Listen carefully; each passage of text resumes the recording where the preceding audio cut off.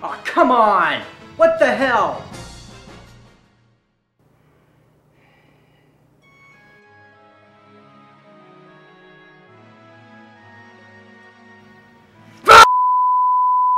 Ramza needs a serious speed boost to do this battle, so I'm gonna have to job change him into a ninja.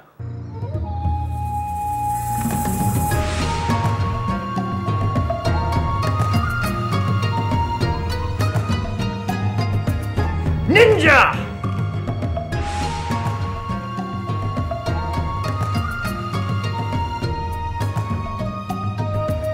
That's right! That's right! You can't take down the Ninja Ramza.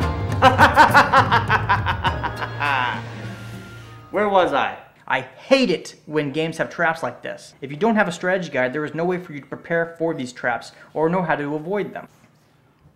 Not only that, but if you don't save the game after each castle battle, and you happen to die on any one of them, you'll have to not only spend 10 to 15 minutes refighting each battle, but you have to sit and watch the 5-minute cutscenes in between the battles. And you can't just walk away and let the cutscenes run. Oh no, you have to sit and press a button to make the next character talk during these cutscenes. If you die in between any one of these battles, you get to do it all over again. It's like they didn't even fucking test this part of the game to see if maybe they need to add a skip cutscene part, or, you know, not putting several difficult battles back to back. Now, there are a couple different ways to power level your characters. The best one requires characters to already be level 99, which during normal play you'll never achieve, so I will only talk about the method useful to those who wish to finish the game in a relatively sane amount of time. First, have every character learn the Squire ability, accumulate, and gain JP up. Next, get Mustadio or an Oracle on your team. Now go to Mandalia Plains and enter a battle. Kill all but one enemy.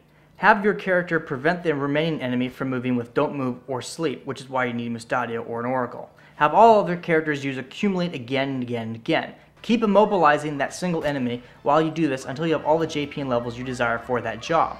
Then, kill the enemy, change jobs, and do it all over again. For characters that cannot use Accumulate, such as Orlando, equip them with no weapon, have them hidden their character, then have them use potions to heal that character using the Chemist item command. If you wish to power level, just do it until character is about level 40. You don't need to be any higher than that to beat this game. Now, the original version of the PS1 is notorious for the number of glitches it has. There are ways to duplicate items, abuse the stack growth system, and fool the game into awarding characters infinite JP, and even seeing what monster is going to hatch from an egg. I'll show you how to do the two most useful tricks, JP glitching and item duping, just because this game is so freaking hard and you might actually want to do it. Go into the first skill purchasing menu with a job that can scroll down a page. Select that you wish to learn one of the skills, but don't learn it. Instead, hold the square button and press down. If you land on a skill that is worth 300 JP or more, the game should glitch and make the JP value of that job 0. Now leave the job menu and come back into it, and you should pretty much have infinite JP for that job to spend on abilities.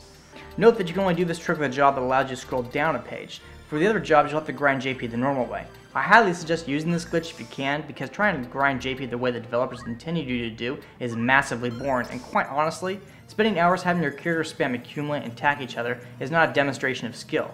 The only thing that proves that you have lots of free time. You can also duplicate knight swords by equipping a knight with the ninja's two-hand skill. Put a weak shield that you don't care about into the first hand, and the knight sword that you wish to duplicate into the bottom hand. Now go to a castle that sells knight swords and enter the shop. Use the bet fit option, and you will be able to purchase that knight sword, overriding the shield you had before. Using this trick, you can hook up all your characters with Excaliburs as soon as you get Orlando. Before I end this review, I want to talk a little bit about the Deep Dungeon. This is a hidden and totally optional dungeon where you can find the most powerful items in the game using Chemist Move Find item ability.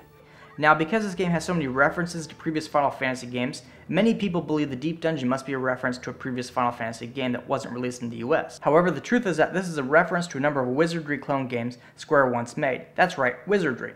See, in Japan, the Wizardry games were an extremely popular franchise during the 80s. There were many wizardry games that were only released in Japan, and Square created the Deep Dungeon series to tap into this popularity. In case you've never played one of these games, the general plot of a wizardry game is to traverse a dungeon and defeat a wizard on the bottom floor, which is the same thing you do in Deep Dungeon. Anyway, the Deep Dungeon is not for the faint of heart or the unprepared. The enemies are usually 10 levels higher than your characters, it is pitch black inside, and the only way to light is to kill enemies and let their bodies turn into crystals. To make matters worse, you need to find exit points hidden on the map. When I first played this game, I spent hours walking one panel at a time because my Prima strategy guide told me the exit could be anywhere, but in truth there are specific tiles the exit might appear on. The items you find on this map also appear in very specific locations and are not random. Now, the boss of the Deep Dungeon is worthy of note because he has the most powerful magic spell in the game, Zodiac, which is a summon. In order to learn it, you need a summoner to get hit with it and survive. The easiest way to do it is to have the summoner use the Time Mage's MP switch. To prove it, I had my level 26 summoner survive Zodiac and learn it. The boss himself is rather difficult, probably the second hardest battle in the game. He's definitely harder than Ultima, the real final boss of the game. During the first phase against Ultima, simply have Mustadio or Beowulf use Don't Act, then have Ramza use Scrim for a few rounds. Then you have him wail into Ultima while Beowulf uses Drain. During the second phase, you should be able to deal enough damage to him that he won't even get a turn. So what's my final verdict on this game? Well, it really depends on what kind of player you are. If you don't mind the need to study strategy guides in order to play, and you enjoy having lots of different character options to play around with, Final Fantasy Tactics is a game you'll enjoy. However, if you'd just like to quickly dive right into the gameplay and just enjoy the story, Final Fantasy Tactics is going to frustrate you a lot. Mind you, the story of this game is great, but there are many roadblocks standing in your way from seeing it. You will need to be very determined. As I said in the beginning, the plot of this game is my favorite part about it, and I don't want to show the ending because I don't want to ruin it for anyone. Square released an updated version for the PSP called Final Fantasy Tactics: The War of Alliance, and if you'd like to play this game, I suggest checking that one out. I hear they have added new jobs, a multiplayer mode, a better translation, and features that ease some of the difficulty of this game, although many of the glitches have been corrected. But I hear the classic version can be downloaded from the PlayStation Network.